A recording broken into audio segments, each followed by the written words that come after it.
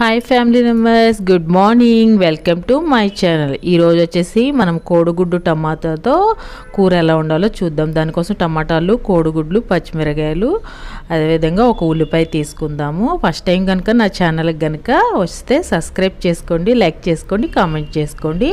మనం ఈ కర్రీ కోసము టమాటాలను కట్ చేసుకోవాలి, కరివేపాకు తీసుకోవాలి, అదేవిధంగా ఒక పెద్ద సైజు ఉల్లిపాయ, పచ్చిమిరకాయలు సన్నగా కట్ చేసుకోవాలి, 2 కోడిగుడ్లు, దానికోసము పోపు దినుసులు, అదేవిధంగా మనకి దాంట్లోకి ఉప్పు, కారము, పసుపు, ధనియాల పౌడరు, గరం మసాలా తీసుకొని మనం కర్రీ చేసుకుందాం. ఓకేనా, రెడీ చేసుకుందామా? పొయ్యి మీద పెనం పెట్టుకొని బాగా వేడెక్కిన తర్వాత అందులో 1 స్పూన్ ఆయిల్ వేసుకోవాలి. ఆయిల్ అనేది నేను చాలా తక్కువగా తీసుకుంటానండి. 1 స్పూన్ ఆయిల్ వేసుకున్న తర్వాత బాగా హీట్ ఎక్కిన తర్వాత అందులో మనము పోపు దినుసులు వేసుకోవాలి. అవి బాగా దూరగా వేగిన తర్వాత మనము కట్ చేసుకున్న ఉల్లిపాయలు, పచ్చిమిరపకాయలు, కరివేపాకు వేసుకొని సన్నని సెగలో పచ్చివాసన పోయే వరకు వాటిని తిప్పుతూ ఉండాలండి. అదేవిధంగా ప్లేట్ పైన పెట్టుకొని సన్నని సెగలో దోరగా వేపుకోవాలి. చూసారా ఎంత చక్కగా వేగుతున్నాయో?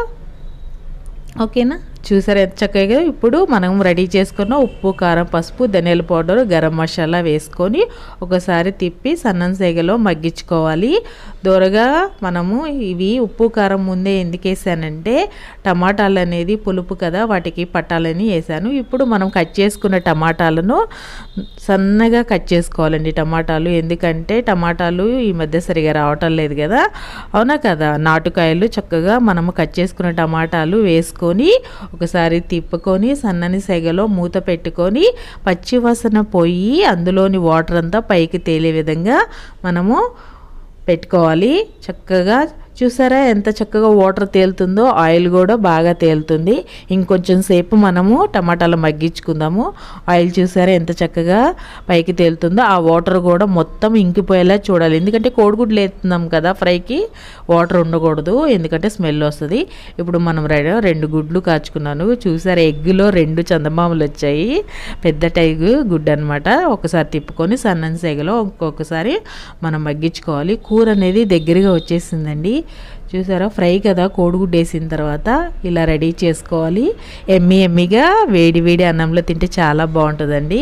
క్యారేజీల్లో కూడా బాగుంటుంది, పిల్లలు బాగా తింటారు. ఓకేనా ఫ్రెండ్స్, మీరు ట్రై చేయండి. బాయ్.